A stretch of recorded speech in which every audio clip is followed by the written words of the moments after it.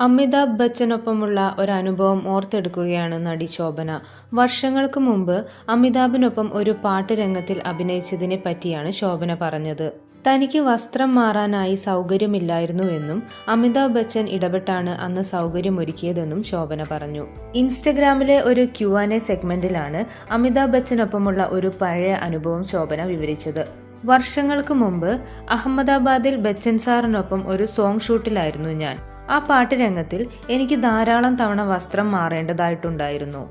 ബച്ചൻ സാറിന് അദ്ദേഹത്തിന്റെ കാരവാൻ ഉണ്ടായിരുന്നു. അമിതാഭ് ബച്ചനെ കാണാൻ തിങ്ങി നിറഞ്ഞവരാൽ അഹമ്മദാബാദ് മുഴുവൻ നിശ്ചലമായി.